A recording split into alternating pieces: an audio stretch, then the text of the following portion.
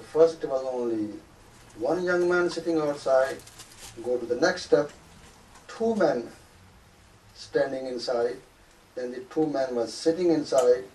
Then John says, chapter 20, verse 12, two angels sitting on each side of the bed.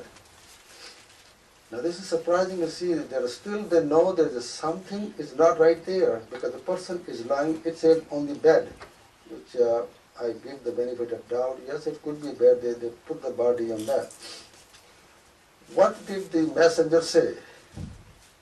Matthew, very important, chapter 28, verse 5 to 7. Fear not ye, for I know that ye seek Jesus, which was crucified. He is here, for he is risen. As he said, come see the place where the Lord lay, and go quickly and tell his disciple that he is risen from the dead, and behold the ghost before you go to Galilee. There shall you see him, I have told you. So what? We get a message from here that he is not going to stay in this area, but he is going to go to Galilee. Now come to Mark, chapter 16, verse 6 to 7. Be not afraid. Ye seek Jesus of Nazareth, which was crucified. He is risen. He is not here. Behold the place where they laid him, but go away. Tell his disciple and Peter that he goeth before you into Galilee. There shall ye see him, as he said you. Luke says about the same situation, chapter 24, verse 5 to 7. Why seek the living among the dead? He is not here, but is risen. How he spake unto you when he was yet in Galilee, saying that the Son of Man must be delivered into the hand of sinful men and be crucified, and the third day rise again. John says, woman, why you have weeping thou? I just want to make a whole thing in a very short phrase about this event. Jesus, was he dead in that home and he rise up to a new person? It was the same body, or he has a new spiritual body. There are all three possibilities. But was he really dead the whole time?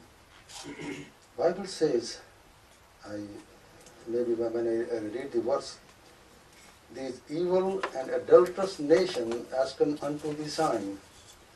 Because the Jews were there and Jesus' disciples were there too. Important thing. He showed so many miracles, but the Jews never saw those miracles. For the Jews, he have only one miracle. He says, this evil and adulterous nation ask unto the sign, but no sign will be given unto them but the sign of Jonah. So he has one sign for the Jews. That, look, I have showed so many miracles, I have showed so many signs, but the one sign is only for the Jews. And what was that sign? The verse 38 says that as the Jonah stayed in the belly of the whale, so do the Son of Man for 3 days and 3 nights. I guess description doesn't know about the one I'm talking about. What is the similarity now between Jonah and Jesus? First of all, for the case of Jonah, when he went into the belly of the whale, what are the chances for him to survive? Nil. A big whale engulfing the whole man, most likely he's supposed to die. And what are the chances when he was staying in his belly? When she is going to push down his ribs, the whale is going to crush all his bones. That didn't happen. And after that, the whale threw him out on the side of the ocean. Exactly, Jesus claimed, this thing is going to happen to me. That is the message for the Jews specifically.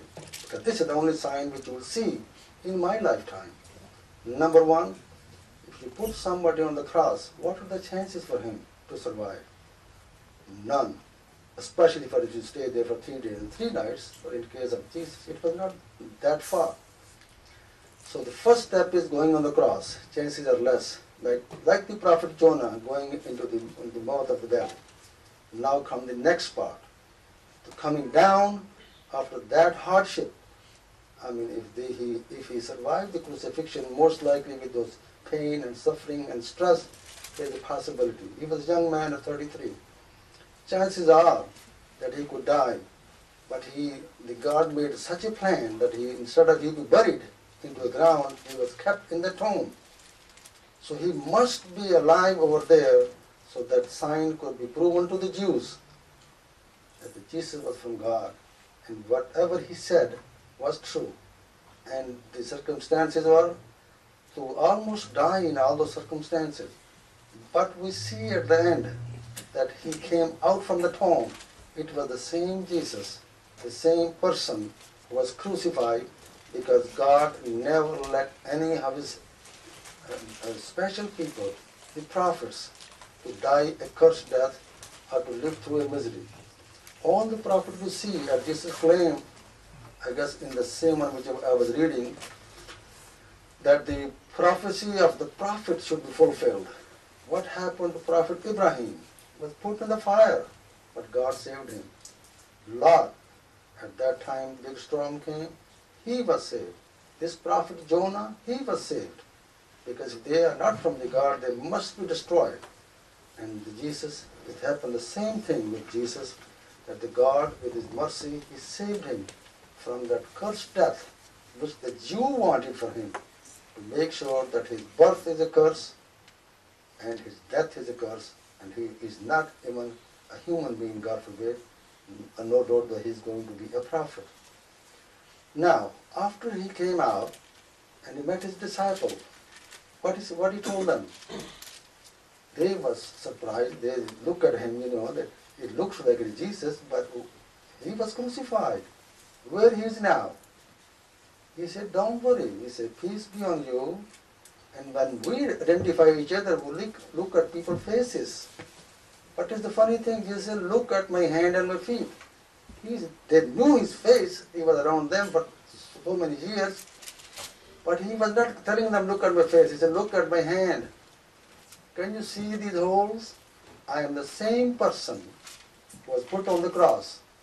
But God Almighty saved me from that cursed death which the Jews wanted for him. Now go to the next step.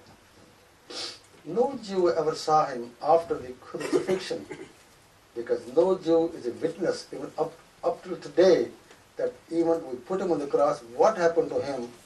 No Jew has ever made any comments on that, even of crucifixion.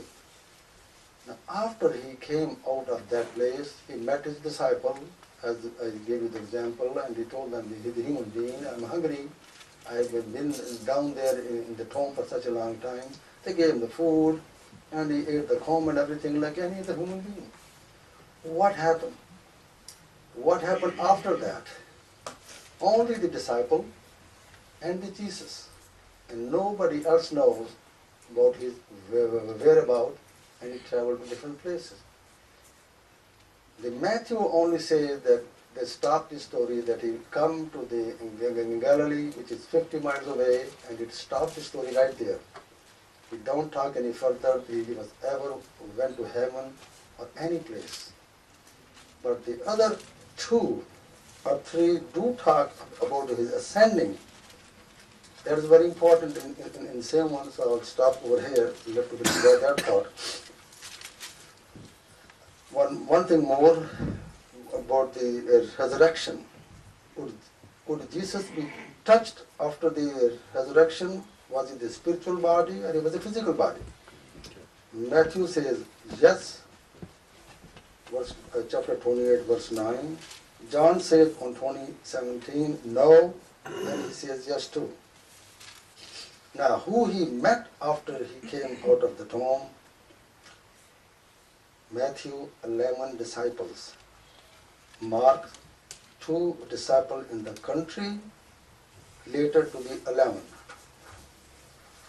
Luke says 2 disciples in Emmaus, E-M-M-A-U-S, how do you say it? Emmaus, and later to 11. John says 10 and disciples